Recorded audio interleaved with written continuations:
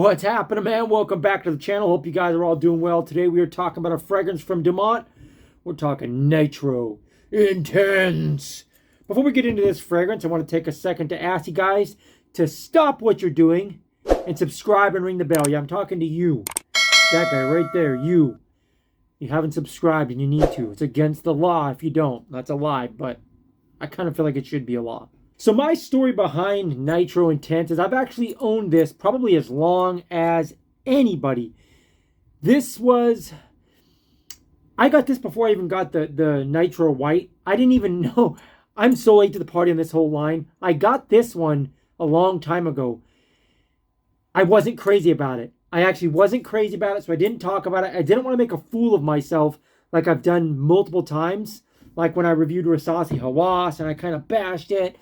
Said it was overrated, then it grew on me as it macerated. I was like, well, I was wrong. This is actually really good.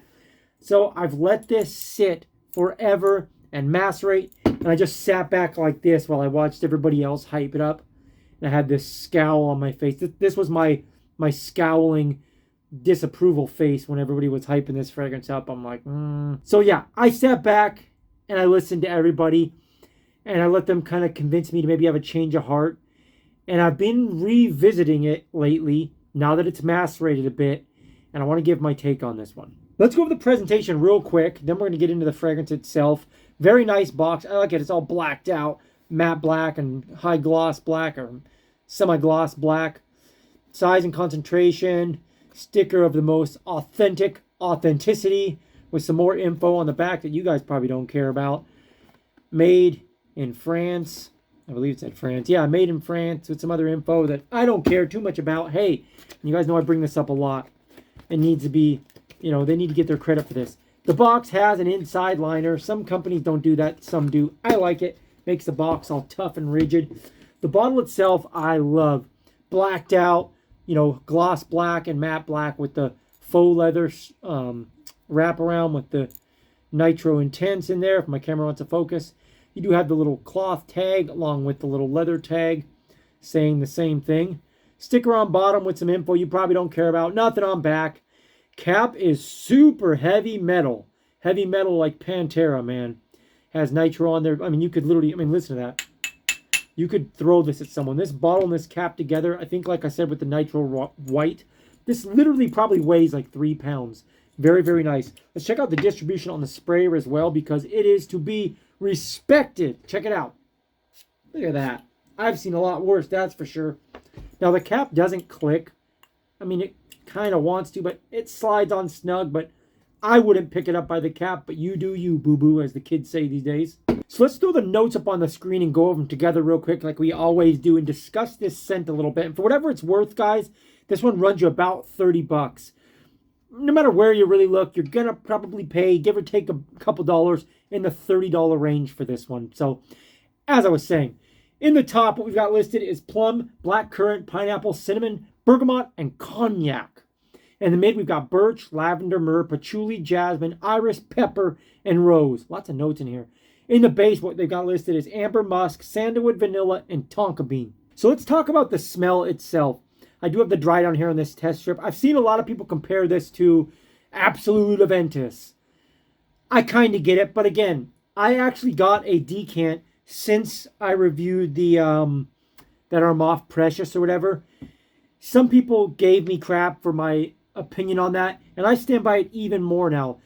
The decant that I got of Absolute Aventus, I literally still stand by my statement that that fragrance is more so Aventus and Sauvage Elixir mixed.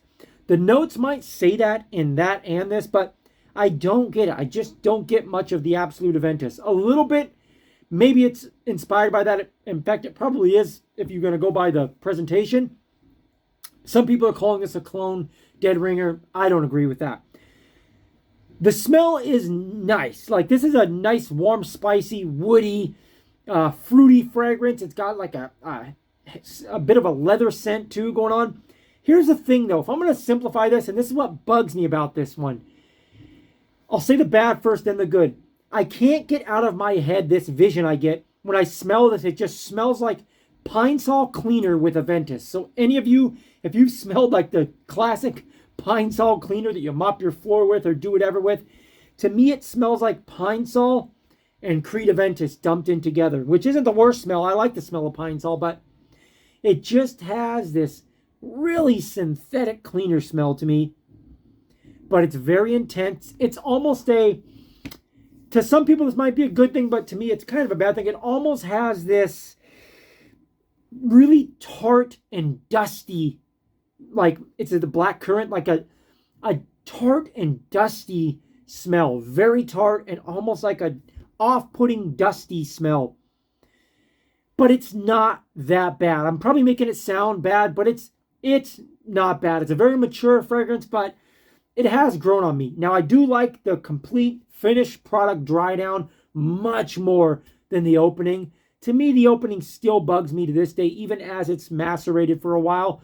But it's pretty good. To me, it's just pretty good. I'm not calling this some amazing scent like some people do, but it's pretty good. I do like it. Let me touch on performance a little bit, because that's one thing that's really good about this one. At least on my skin, performs like a monster. 8+ hours every time I wear it. And the projection the first 2 hours is just beastly. It's ridiculous. At like the 3 to 5 hour mark, I can still find it probably around 2 to 4 inches off my skin. No real problem. And even at that 6, 7, 8 hour mark, it's still detectable. It's just not monstrous. If you're around me, though, within a foot or two, you're probably still going to smell this stuff. As far as how many sprays I use personally, because it performs so well on me, every time I've worn this, I've gone like 1, 2, maybe 1, 2, 3 around the neck. And then it's usually like 4, 5. Or if I'm bundled up and not wearing exposed arms, I'll do the 2 or 3 on the neck and then 4 or 5 on my coat or my sweater or whatever I happen to be wearing. So for me, this is probably a 4 to 5 spray fragrance.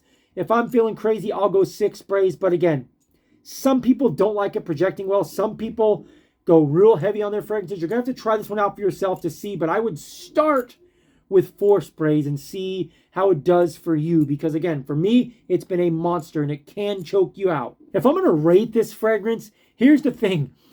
I can see this being like a love or hate. Like there's a fine line where I think some people are going to really love this. I think I just spit. How disgusting. What a pig.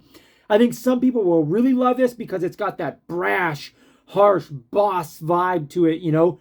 But some people might really dislike it because, again, it might be a little harsh and synthetic to some people's noses.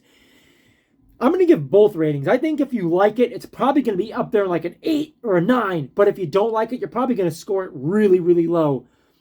I am somewhere in the middle, so it's kind of a chump move. I'm kind of being a chump by like riding the fence. But I like it more than I dislike it as it's grown on me. I like it more. At first, I didn't like it at all.